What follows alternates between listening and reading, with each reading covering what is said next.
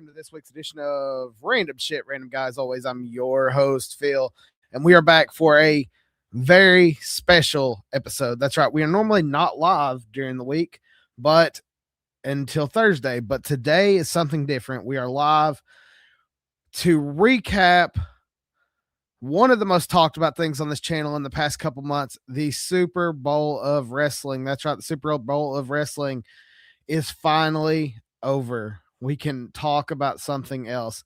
I'm sure people who's from out of town are like, thank God. Let's talk a little all in, all that.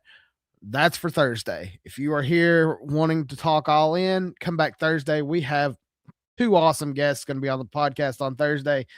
We have not one, but two members of the Talkin' Vols podcast channel. That's right.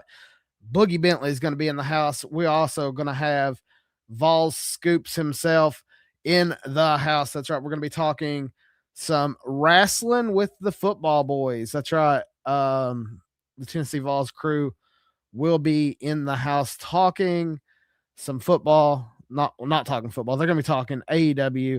We're going to be talking about the Avery Styles signing and so much more. So if you haven't yet, do some YouTube stuff for me. Got to get some housekeeping out of the way. Hit that like button. Hit that subscribe button.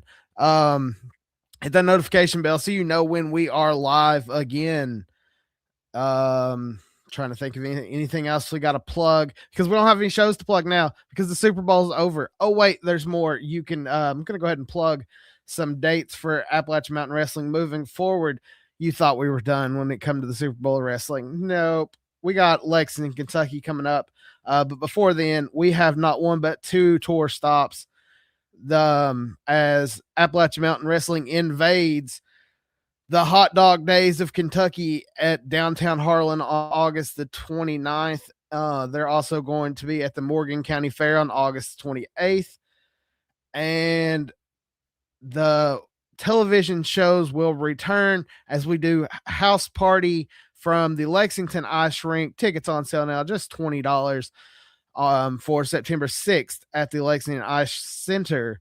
And then we got the show, the next big showdown show, King of the Mountains, Saturday, September 12th, Breathitt County High School with one third of the Major Wrestling Figure Podcast, Brian Myers, TNA member of The System, formerly known as Kurt Hawkins, if you are just a WWE guy. So we got all kinds of stuff coming up. We also got the debut of Corey Combs. Got an interview coming out with Corey in the next little bit. But I wanted to take this podcast to kind of talk about how we got here. How did we get to the end of the Super Bowl of Wrestling? Well, I first got a message saying, hey, we got a press conference coming up in the next little bit. You might want to check it out. It's going to be at the Corbin Arena. And I was like, oh shit. Okay, cool. I'll be there. And that happened. I'm trying to find the date. I want to say the press conference was announced back in April, maybe. I can actually look at here. Let's see. Looking up the date of where we started this journey. The press conference, like I said, is where we started. I got invited out to that. Sorry about that, guys. Had the privilege of being the only podcaster in the house that day. And I'm trying to find the date that I posted the first video. But yeah, we did a full cover of the press conference. If you want to go back and watch that, you can. It is on this channel. It will live there forever, but that's not the important thing. It happened right before Bloody Breathitt. On April the 1st, 2026, the Corbin Arena, a press conference was held to announce the Super Bowl of Wrestling. At that time, it was current champion Marty Clay, along with the Kentucky champion at the time, Marcus Johnson, Lemon Juice Jones, and AMW president Kyle Maggard in the house as they talked about, this show that was going to be so big for the area. And holy shit, was that show great. and that show was the AMW Super Bowl of Champions. If you went to the show and you're in the comment section, hop in, tell me what you thought of the show. I've got notes that I'm going to kind of go through, but I will see your chat as I go. First off, the weekend started with me on Friday. I know the show was on the 22nd up at the arena on Saturday, but I was at the pre-ticket sale event, the party with the boys meet and greet up on at the bottom of the hill at the Santa Fe Mexican Restaurant. We want to thank Santa Fe Mexican Restaurant for having Appalachian Mountain Wrestling out. And that's where I got the chance to meet the Good Brothers. It's the first time I've ever spoke to the Good Brothers. Also met up with Cody from False Finish. And this weekend would not have went over without the help of Cody. It was my first time going this deep into covering a show. Like, this was a big deal. Like, I wanted to get there early. I stayed late. I stayed late is we'll get into that in a minute. But yeah, we started with with meeting the Good Brothers, and while we're there, Hoot shows up, Robert Gibson, and I think Teddy Long was with him at that time. So I got to meet Teddy and Hoot. Well, I've talked to Hoot a ton, but got to meet Teddy, and it was cool. It was nice to have a little intimate situation. I mainly, stayed with Cody, let the fans meet the Good Brothers. And then Cody did an interview for False Finish, which is up now on his Twitter page. It's on his Twitter with the Good Brothers. It's a 2-part interview. I ran the camera for that one, so I was able to help him out a little bit. And then after that, we all ended up at the hotel where I did a couple interviews. I got a chance to interview Marty Clay before me and him had a one-on-one sit down in person. It's our first real one-on-one on camera situation that we've had a great talk. You can check that out on my, it is not on the YouTube page. It's actually on Facebook and X, and I believe it's also on TikTok. So we're trying to grow those as well. If you haven't yet, go ahead and after we're done here, or open another page up.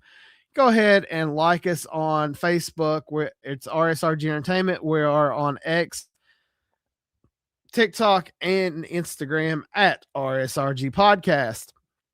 So we all hung out. I got to interview him. I also got to interview, I think I said it a few minutes ago, but I also got to interview Corey, which will be coming out in a couple of days probably. I've got a lot to edit. My phone is so full of videos that I don't know how long it's going to take me to get into these to edit all this stuff. But yeah, it was a lot of fun. Got to mingle with the boys and do some interviews. And then I decide I'm going to leave. And the Travis Tritt concert's like, nope, you're staying. So by the time Travis Tritt crew come off the hill, I got out of there around midnight, which was a long day for me because I'd been working all day, went to the restaurant, and then came home. Got home at 1. Honestly, by the time I got home, because I live like 30 minutes away, it was 1 a.m. By the time I got in bed, by the time I fell asleep, it's like 3 o'clock because I had to wind down. And I get up bright and early to be at the Corbin Arena before noon. Originally, my goal was to be there at 9. I actually didn't wake up till 10:30, so I get there around 11 o'clock. The Good Brothers seminar is still going on, which was awesome. So I was able to,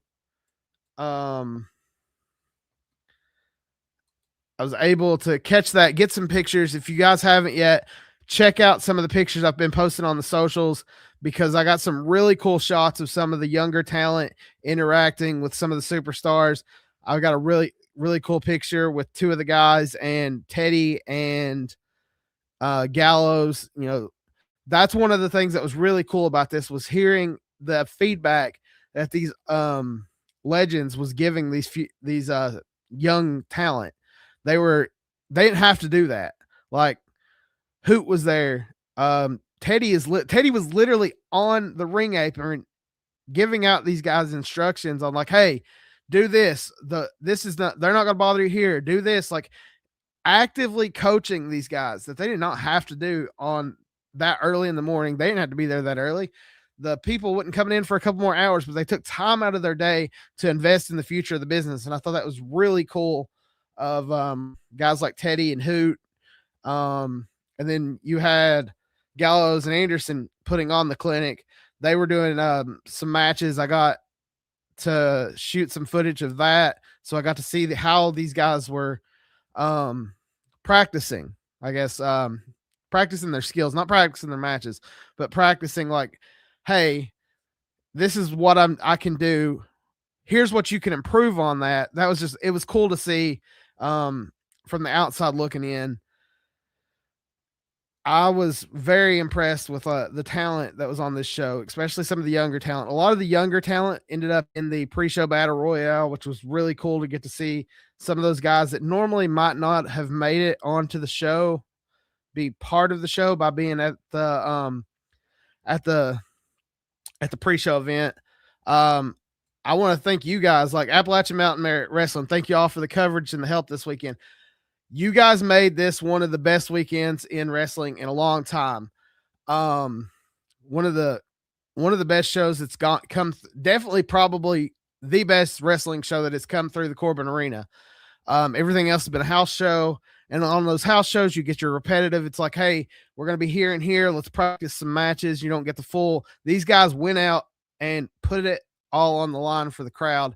And we're going to get into that card in just a few minutes as I'm getting closer to that point. But speaking of that, of help, because I was around and because Kyle's so fucking cool, I got to work with FTR. If you guys don't know, FTR is my favorite tag team in probably the last 20 years. And Kyle comes up to me earlier in the day and is like, hey, would you want to help out? Because I literally, my first words out of my mouth was, how can I help? Put me to work. So he's like, well, I've got something for you. You're going to run the meet and greet for FTR. And inside I'm like, holy shit, that's fucking awesome. Because I'm not going to lie, I'm a huge FTR mark. I held that shit in so tight because I wanted to be professional, but I wanted to be like, it was just so cool to get to talk to FTR, Dax Cash, great guys. I was able to get people through the line as efficient as possible. That was the main thing I was worried about with the line situation for the meet and greet. Was I wanted to have the time that they could get, but I also wanted to move us through the line as quickly as possible. So I was able to, take care of money early while one group's interacting with the guys. I was able to take care of the logistics on how this was going down. So that was really cool. I'm really thankful to be able to interact with those guys, and they were so fucking cool to me. Like, after the show, Dax come up and thanked me for helping out. So that was, like I said, it was really cool. You get to interact with one of my favorite tag teams of all time on a situation that I normally wouldn't be involved in. I'm very active in the convention scene. I've never actually done a meet and greet like on that side of the table, but I have vended tables. So I know, hey, I need to get this person out so that this person can come in. So I do have convention experience, but that was my first time on a meet and greet of that level. And the fact that Kyle trusted me to do that, thank you, man. That was really cool. That was special to me. Like, you know how much of a fucking mark I am for FTR. and you made that happen for me. Also got to do some video shooting with Lemon Juice Jones. That was really cool. But yeah, let's get into this card. We're 15 minutes in. Nobody cares about how much I loved the shit that nobody saw. I will say this: solid convention, especially for a first time attempt in a small area. The vendors were really good. They had a lot of cool stuff. The comic book store out of Richmond had some awesome figures. The one guy beside of him, I don't know his name, had some really cool wrestling cards. Welch's Collectibles had all kinds of Funko Pops. So there was a variety of things for fans there. You also had a ton of people that on hand signing. You had the Godfather. You had Ridge Holland, Teddy Long, like Bobby Blaze. So like there was something for everybody at this show. So if there's ever an opportunity to meet any of those people, every person I met this weekend was awesome. Get their autographs. I did want to break down the card a little bit. So the card opened on YouTube, and there was a little bit of technical difficulties on the video. So if you've not watched it, go watch it. But that first 15 to 20 minutes, halfway through the first match, is no sound. There was technical difficulties in the house throughout the show, but that is perfectly fucking fine, man. Like the show itself inside the house, you would have never known that those technical difficulties happened. I was actually like sharing out the feed, and I'm like, hey, there's no fucking sound. So I go back and it got fixed. It's awesome. So if you haven't yet watched the pre-show, but I did want to break down the pre-show a little bit. Not in detail because like that's available to be watched like instantly. You can also, if you haven't watched the card yet, go and watch it. It is available on, what is the name of that app? Former Fight TV. It is, I've been saying it like everything. I feel like after this show, my brain was like shut off and it's like nothing, like doesn't work anymore. But yeah, you can still watch the pay-per-view. You can buy it. It's $15. It'll be on Triller Plus in like 30 days. So you can watch it on Triller. Thank you, Jeff. My brain does not work. It's one of those things like I spit stuff out and then it just kind of just disappears. But yeah, it's on Triller. It's still on Triller Plus in like 30 days. So it'll be next month available on Triller Plus, but you can still get it for $15 right now on the main card. Let's get into it. Brandon Wolf defeats Ronnie Roberts. That was my first time seeing either of these guys in action. I really enjoyed the match. I've heard of Ronnie before, but that was my first time seeing Brandon, and those two guys put on a really good match. But Brandon Wolf does defeat Ronnie Roberts. I'm not gonna lie, I was running around a lot during the pre-show, so I actually rewatched it today to kind of get ready for this because I was like, I don't know what happened, even though I watched it. It's one of those things like I was busy trying to take pictures, trying to make videos. Like I wanted to have a good YouTube experience. Like I'm putting together an awesome vlog. So I wanted the content. So during the pre-show, I was like running around like a madman up until like the end. Like once the faction versus the Blondes took place, I actually watched that match from the top of the arena because I was like, I have to eat. And I was like, I'm just going to sit down, enjoy this from a different view angle. Like that's one of the cool things about this card is where I was trying to get cool shots. I watched this thing from every view you can have. And if you were at that arena, there was not a bad seat in the house. I actually, like I said, I watched the main card, but I'm going to get to that. Sorry, I am jumping around. Let me get back to my notes. I did want to talk about a little bit more about the Rob Nickerson versus Eric Porter match. This was Rob's first ever professional wrestling match. He's been training. Rob has experience in the MMA world. He has trained a lot of guys who have went on to have bigger careers. He's a black belt in jiu-jitsu. He was taking on Eric Porter, someone I've seen before at New South. So I knew going in, this was going to be a fun match. It was cool to see a technical style match. I will say, I thought it was cool with the tribute gear to Bret Hart. A lot of pink going on. I knew who Rob was, but I didn't know how much Rob was loved.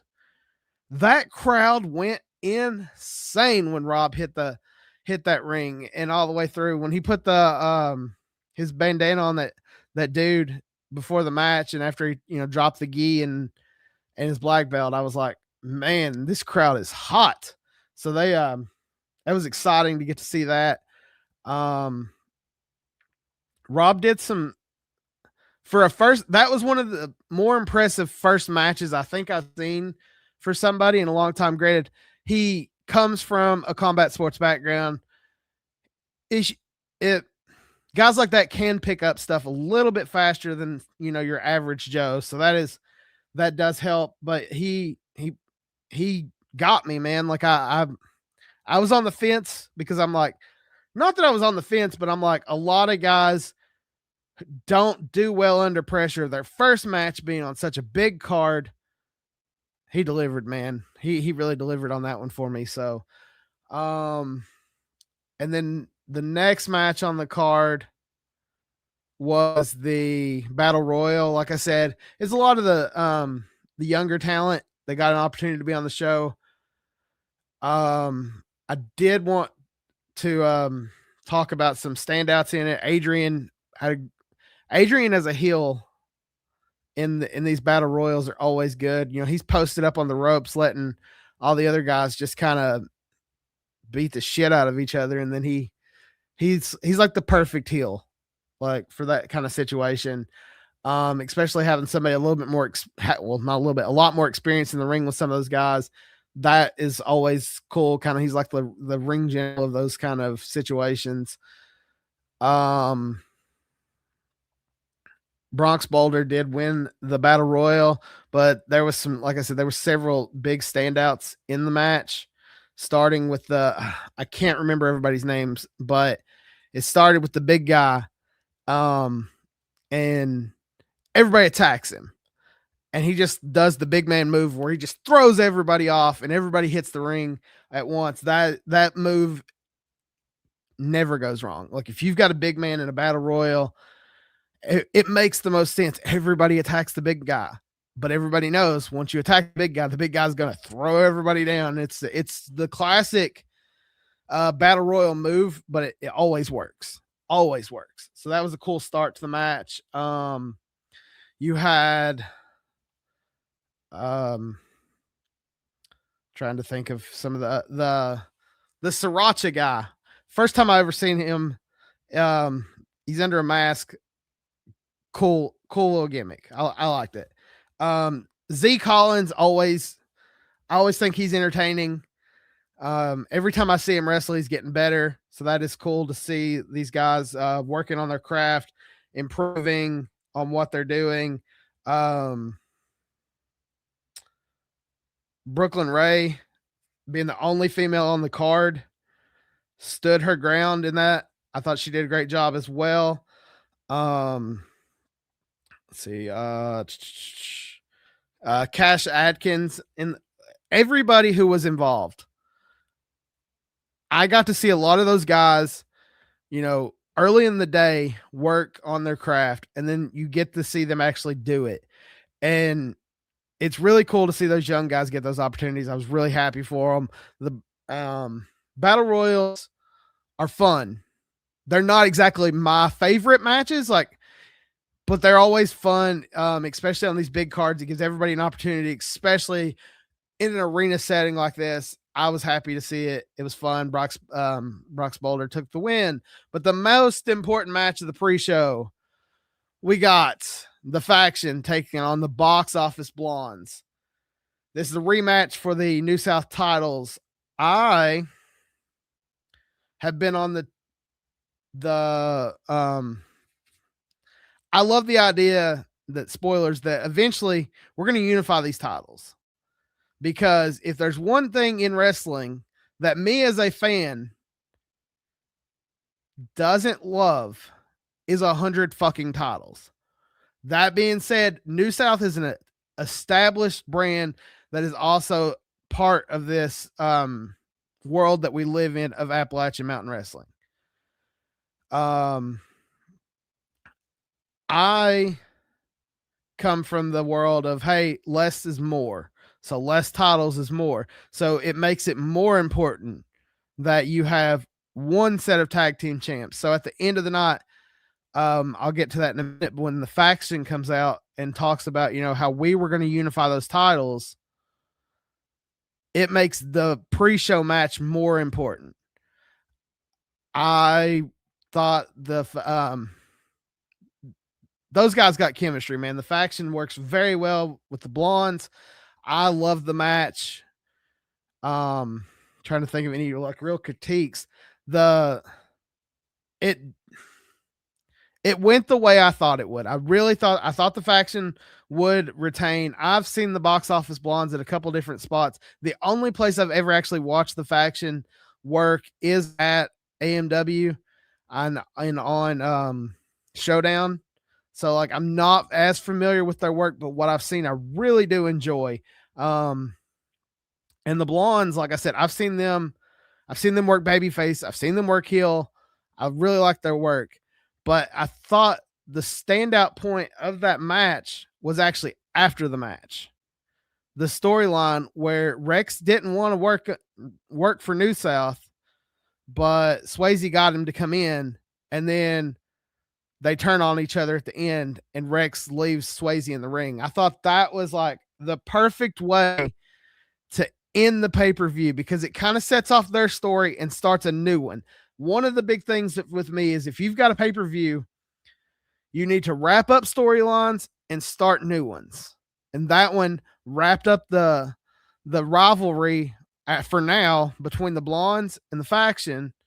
And it also gives the opportunity for Rex to go work on his own possibly and Swayze to go work on his own. So I'm excited to see where this leads to with that.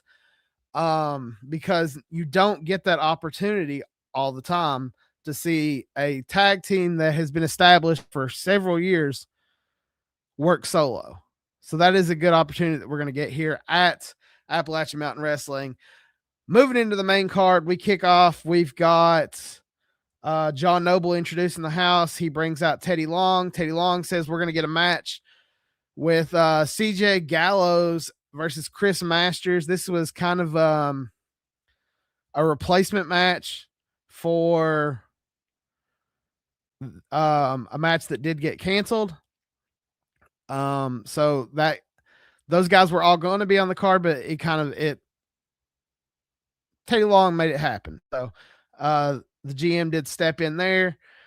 We opened the card with the Kentucky Championship match. This is the one match I was most familiar with the guys. I've seen Elliott Russell wrestle for years with the Heat Seekers on his own. I've seen Marcus Johnson wrestle several times defending the Kentucky title. Everybody knows Luke Menzie from his days in NXT, WWE. RT3, I've seen him on a couple different indies throughout the state. Michael Zodiac, I love his fucking gimmick, man. I love it. I wasn't around when he was under the mask, but as soon as I show up, he dropped the mask, and I just love that gimmick. And I don't know why. I think it's awesome. I think he makes a great heel. He could be a tweener. He can be babyface. The way he works is just great, and he's a cool dude. I actually met him for the first time at this show. I had talked to him online, but never actually he didn't know who I was. I knew who he was, but that sort of thing. But it was really cool. It's always cool to see these guys work. And then the mystery man is Eddie Browning. I'm going to be honest. I didn't know who the mystery man was going to be. And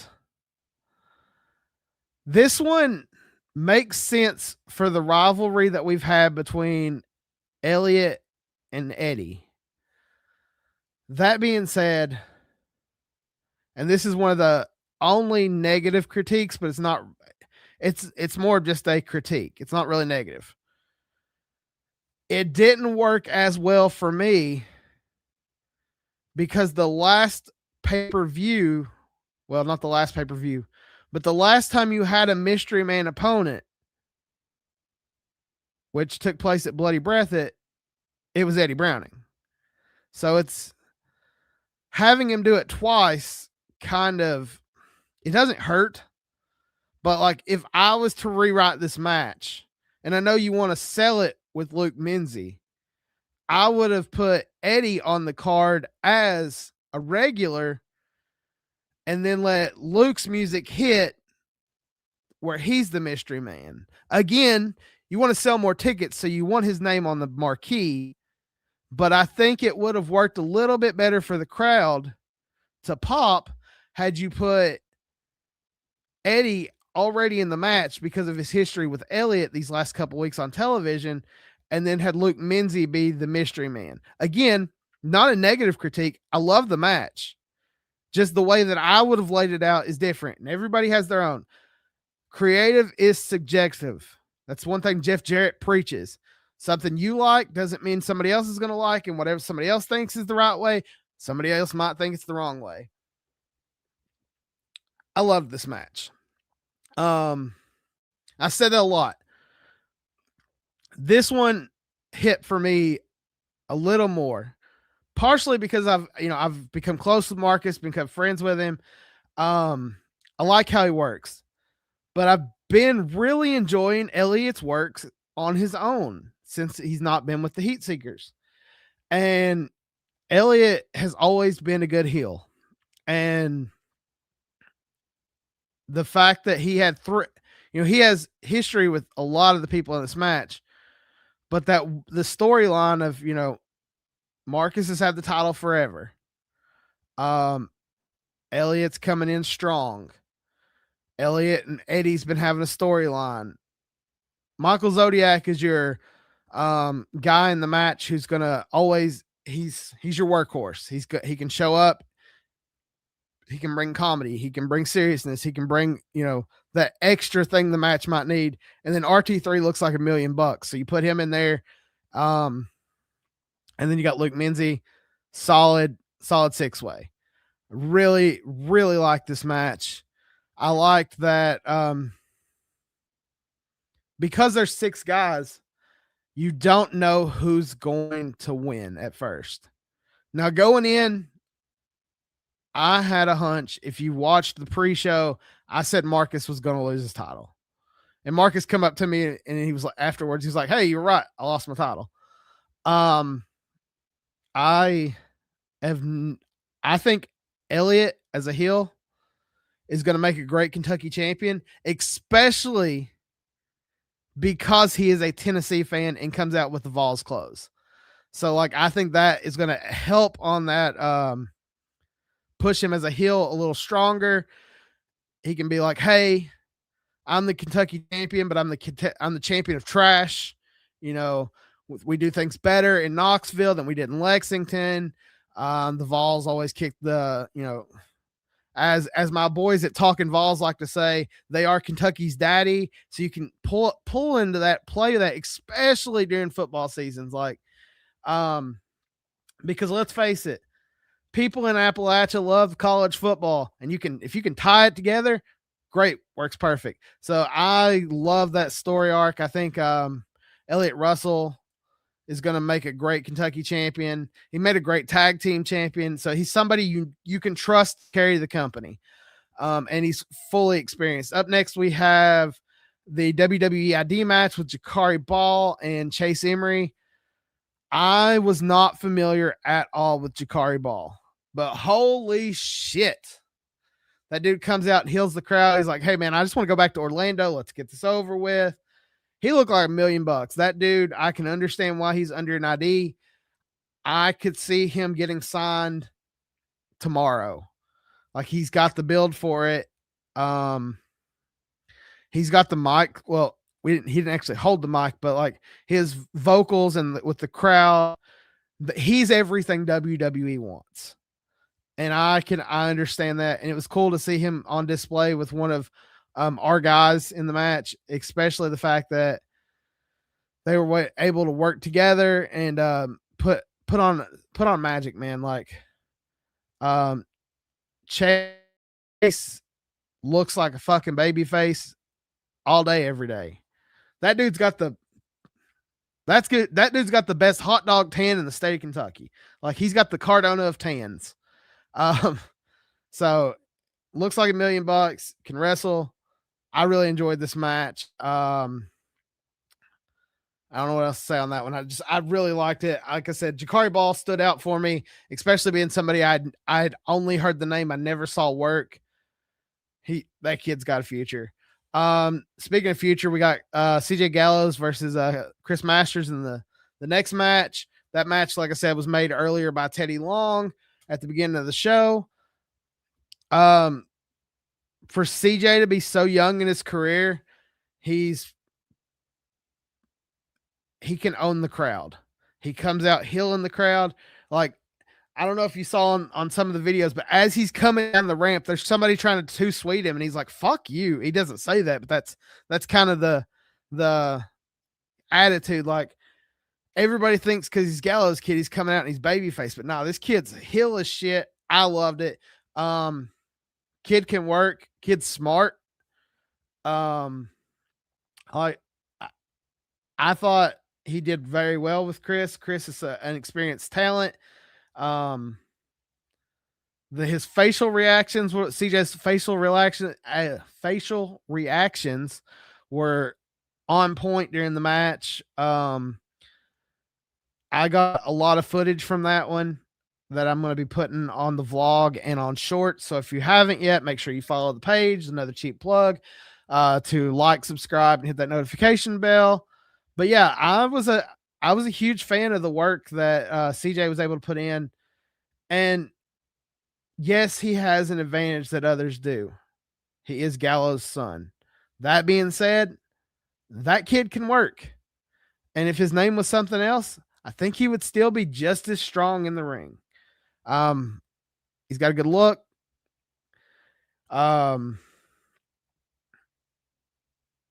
Very respectful kid. Very fucking respectful. At the meet and greets, talking to fans, I thought he held himself very strong for somebody who's second generation, but is under scrutiny for something he really wasn't even involved in with the chair gate. So that kid, he won a fan this past weekend. He won a fan before we even got into the ring just by talking to him. And then once he got in the ring, that was my first time seeing him work. Like, I don't know how many matches he's had. I know Avery's very young in his career and they're around the same age. So I don't know how many matches CJ's actually had so far, but the work he's put in, that kid's got a future. So, next up, I wanted to talk about the 3-way for the title with Marty Clay, Murphy, the Appalachian Mountain Wrestling Champion Murphy Costigan, and the prospector Wes Barker. So this is where the crowd started to turn. But the longer it went on, the more it made sense. Everybody loves Marty Clay. That dude is a fucking baby face. He's such a baby face, I don't even know if that kid has to shave. Got talent, can talk, can work.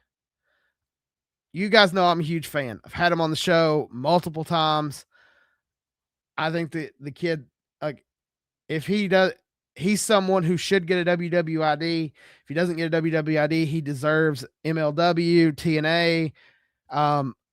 You're going to see this kid on television wrestling. That being said, Wes Barker is a fucking amazing heel. Wes is somebody that, like, I never, like, when he was a baby face and he was teaming with Marty, I'm like, I like him, but he's cartoon, but I like him. This dude is a heel and how he works as a heel, that total 180. Like, I think Wes is awesome. Murphy, I've seen Murphy work. I've seen Murphy cut promos long before I ever saw him work. Murphy was following me on Instagram when I was living in Alabama, and I didn't even know, like, no clue who this kid was. He started following me. Stuff started popping up. I'm like, this guy can fucking talk. And what I liked about this match is the same thing I didn't like about it at first. I'm going to the finish, and then I'll kind of work my way backwards. The crowd was so hot for Marty, and I feel bad because, like, the crowd was so hot for Marty, so hot for Wes, but the one guy in the match that didn't get the love of the crowd was Murphy. And Murphy's the champion. Murphy comes in as the champion. The one thing I love about this match is Murphy earns his fucking title. Murphy pins, I'm pretty sure he pinned Marty, but it might have been Wes. I can't remember. I've slept since then. I've had a few drinks since then. That being said, Murphy pins him, but he earns that shit. And that's what I thought was cool about the Murphy Costigan win. When it first happened, I was with the rest of the house. My fucking everything, like, in the air was kind of pulled out of the room. And originally I'm thinking, well, Murphy retained. He earned the title. This great match. Like, Wes gets thrown out of the ring better than anybody for some reason. The way that dude goes over that top rope, awesome. You had, the idea of the Highlanders getting back together. That story arc was in the middle, and it proves, how much of a babyface Marty is, that he's willing to work with his cousin again. That part was awesome. The fact that the two guys are like, we don't give a fuck who is the champion as long as it stays in the family. Everybody knew that the second Marty shook Wes's hand, Wes was going to turn on him. But I feel like everybody in that house either thought Wes is going with the title or Marty's getting the title back. And when Murphy gets the title, everybody's like, what? But it made sense for the story. It was quick. That part was a little off for me, but it was like the finish was quick because you couldn't tell, like, if you weren't paying attention. That's one of the problems with multi-man matches. It's like, bam, bam, bam. It's like something's always happening.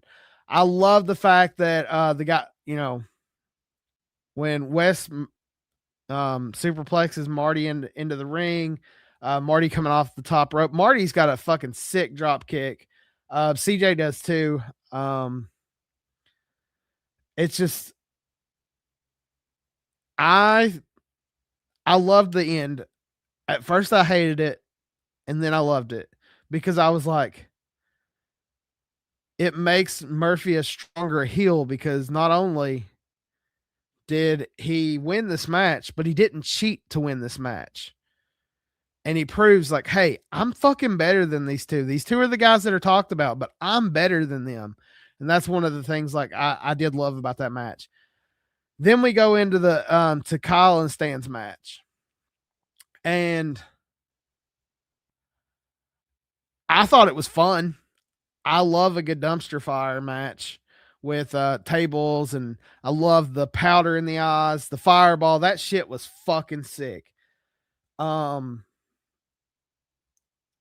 I looked over to Cody and I said, this match is going to have every 90s awesome thing that had ever happened in the Attitude Era in one match.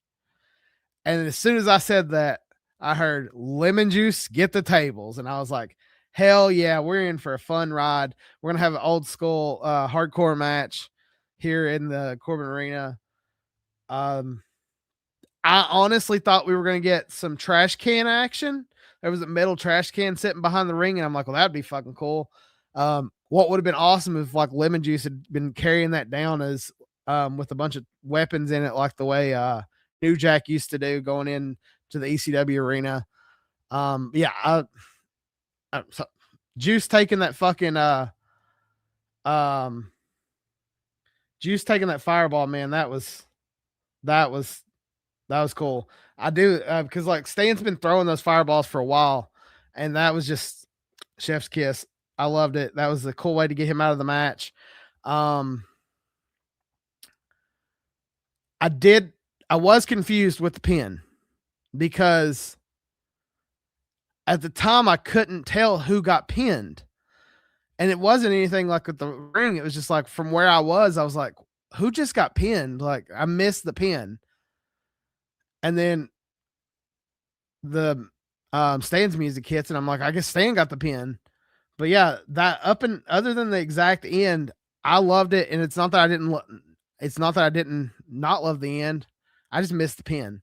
So other than that, great. Loved it. Then we get the main event. And right before the main event, the Godfather comes out. We get the hoe train, all that stuff. Fun. Anytime the Godfather's in the house, especially when he's got his hose, he's gonna be talking about rolling blunts. Good time. Loved it. A lot of fun. Like I said, another one of those Attitude Era things. You got him in the house, use him. And then after that, we get the main event. And we get back to the story with the faction. The faction's like, I earned these titles. We were supposed to unify them in Ohio at Drifter's Bar. That never happened. And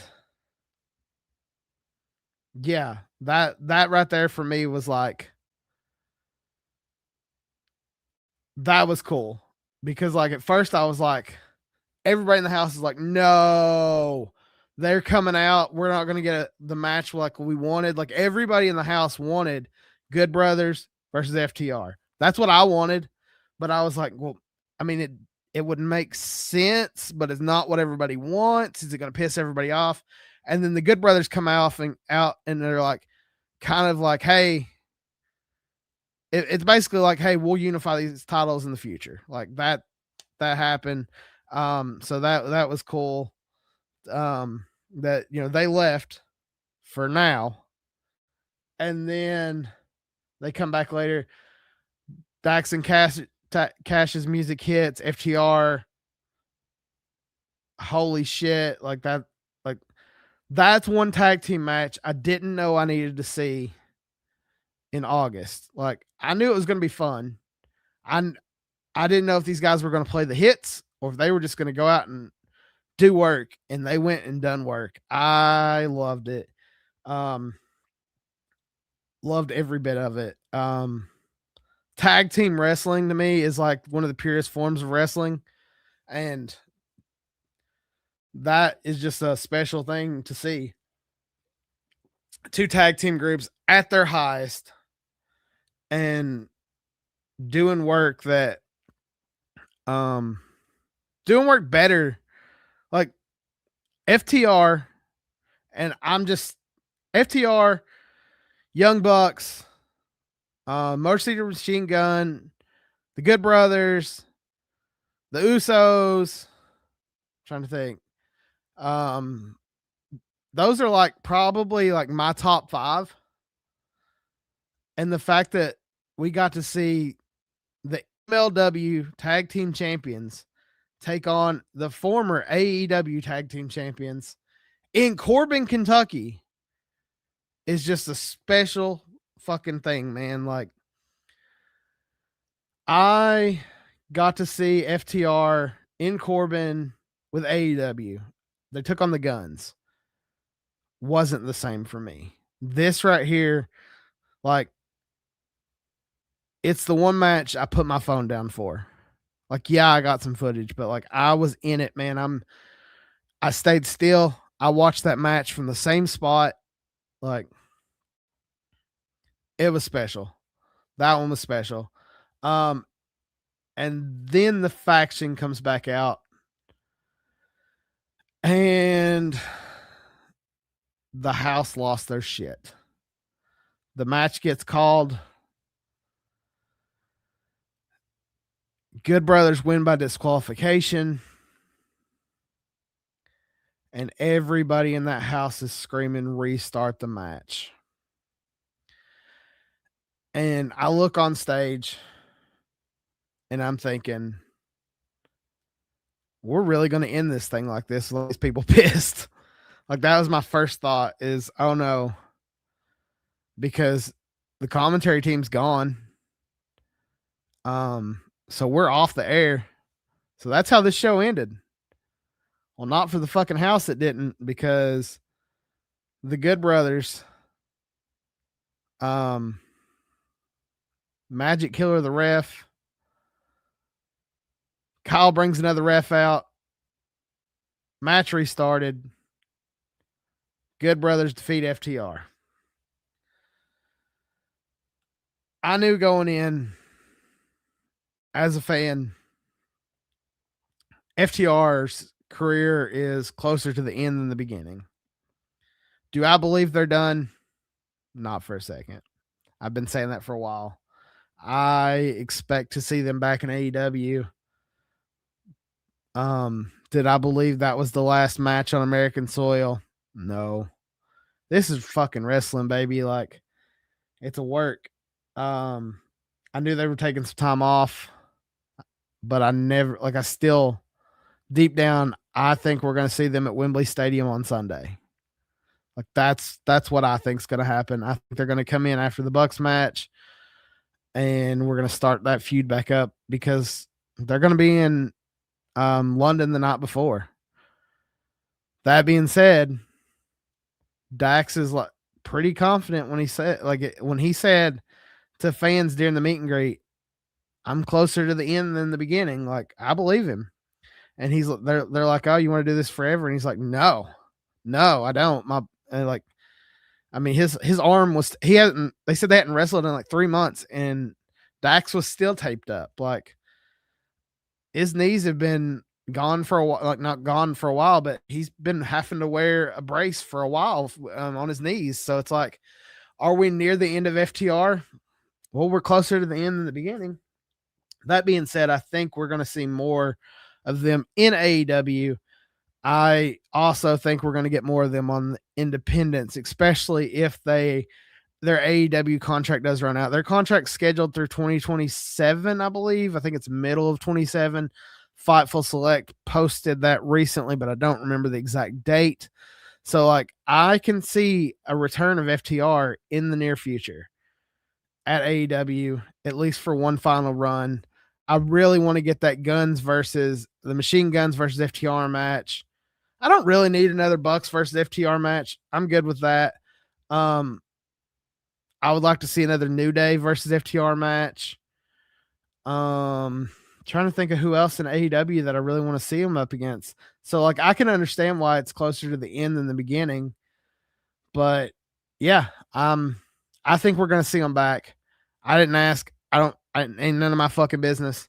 As a fan, I want to be surprised if they pop up at Wembley. Like, I think it's cool. I'm excited to see where FTR goes from here. But I'm more excited to see where the Good Brothers goes from here as the Appalachian Mountain Wrestling Tag Team Champions of the World. Because they got a match in line with the Faction. And that's coming up in the future. If the Faction can hold on to those titles until the return of the Good Brothers. Hopefully the Good Brothers are back sooner rather than later. They are the world famous Good Brothers, after all. They are all over television. They're the MLW champs. You see them. If there's a promotion out there, the Good Brothers there's a chance they're going to show up at it. So I'm excited to see their return, because they got the belts. We know they're coming back. So that's a good sign. So we've got the, like I said, the Faction is definitely going to be in the house to right the wrong. And what I want is a unified title. Unify those belts like this. Put them together like a fucking chain, man. One title belt, one set of titles for the tag team. I also want a unified. I want Murphy Costigan to defeat Stan Sierra. One belt. You can keep the this is the Southern title that Wes has got. That can stay. You can keep the Kentucky title. Mid-card titles, cool. And I know, but I know people love New South, especially the Lexington area. If there's one thing I bitch about watching AEW on the regular, is like how many fucking titles they got. So it would be very hypocritical of me to be like, oh, well, it's cool that AMW has all these titles. I'm not a fan of 100 titles in wrestling. It makes one weaker than the other. You've got a solid ass tag team of the Faction, and they can talk, they can wrestle. You got the Good Brothers. I want to see those two go head to head. One tag team set after this. That beautiful fucking belt. That's one thing I didn't talk about. The new AMW tag team belt, that red strap. Holy shit, that's an awesome looking belt, man. I was very partial to the old one just because Rock and Roll held it, but man, this new one looks 1,000 times better. So, definitely happy to see where where we're going to be going in the future. And the future is very soon. Like I said, I'm going to run through those dates one more time. Appalachian Mountain Wrestling is going to be on the road on the fair tour. You got let's see, 28th. They're going to be at the county fair, and followed by the Dog Days of Kentucky, the Hot Dog Festival in August the 29th in Harlan, Kentucky. Then they're going to Lexington, Kentucky, one day after Lexington Comic-Con. If you guys are going to Lexington Comic-Con, make sure, if you're going to be there on Sunday, stick around, go to the Lexington Ice Rink, and hit up AMW House Party. It is going to be an awesome show. You don't want to miss that. Tickets are only $20 on sale now, amwrestling.com. And then the show that I'm most excited for, and it's not that I'm not excited for the others, as much as a FTR fan as I am probably a bigger Major Wrestling Figure Podcast fan. As you can tell behind me, I collect a lot of fucking toys. And if there's two guys that are gods among men in the world of wrestling action figures, it's Matt Cardona and Brian Myers. The Scottie Pippen of wrestling figure collecting is going to be in the house at the King of the Mountains AMW Showdown, Jackson, Kentucky, Breathitt County High School, Saturday, September the 12th. Tickets on sale now. Like I said, amwrestling.com for all those you want to be out. That the shows in Breathitt County are always can't miss. That's why I missed a pin. No pin staying used. Ether to put out Kyle. That's why I missed it. Thank you guys. They made that clear. That's why I missed the pin. I was like, what the hell? That there was no pin. Ether was involved. So yes. And like I said, that was I believe that was an I Quit kind of match anyway. So, but yeah, we've got four shows coming up next little bit. 28th, Morgan County Fair, 29th, Dog Days of Kentucky in Harlan, Kentucky, downtown, Lexington, Kentucky on September the 6th. And last but not least, like I said, Jackson, Kentucky on September the 12th. More shows will be probably added as we go along. You don't want to miss, and get those tickets at amwrestling.com. Hopefully you see me around more at those shows. I hope that my little potty mouth that I have doesn't run me off, but you know, I like when I'm talking about these shows, I'm passionate about them. I talk how I talk. It's what I do. It's what I've always done. The name of the show is Random Shit, Random Guy. So if it's your first time listening to me, I apologize if my F-bombs and my Everything else isn't your cup of tea. That's a little bit of me on this channel. I show myself like I got a potty mouth. What can I say? But yeah, that's all we got for you guys. Like I said, that is the wrap up show for the Appalachian Mountain Wrestling Super Bowl of Wrestling. My final thoughts. One of the best wrestling shows I've ever seen in Corbin Arena, and I've been to several. On top of that, one of the best independent produced shows I've ever seen. If you haven't watched it on Triller, go check it out on Triller. The lights were awesome. The pyro was awesome. The smoke, the production team did a great job on this event. Shout out to them. I don't know who they are, but they killed it. Everybody who the crowd was awesome that come out. They were loud, especially on like parts that they should be. They were loud. And then the wrestlers themselves put on a show that you can't miss. So if you haven't, like I said, go out of your way to check this one out. It's $15 on Triller. You don't want to miss this card. And if you haven't yet, go check out False Finish. Like I said, I worked a lot with False Finish this weekend. Shout out to Cody at False Finish. They've got interviews. They're up on his X. Like I said, they're also on the False Finish X as well. It might be on the False Finish Facebook. I'm not positive, but they got an interview with the Good Brothers. He's got an interview out there with Teddy Long. He's got an interview out there with Marty Clay. So if you haven't yet checked those out, check them out. falsefinish.com or falsefinishhq.com. Once again, follow Appalachian Mountain Wrestling everywhere. You can just Google Appalachian Mountain Wrestling. It's different under everything, but they are there. Appalachian Mountain Wrestling. AMWrestling.com is where you get your tickets, and there's links to the socials there. So if you can't find them, there's the homepage. But follow me, man. This is a big show for me. I know I got a lot of eyes that I normally would not have gotten because of this show. So this is one I wanted to get put together for you guys. I wanted to give you a full show. You got a 1 hour show. Usually I talk about 7-8 different topics in a 1 hour show. You got one specific show just from me to you, because that's how much I love Appalachian Mountain Wrestling. I love what they do.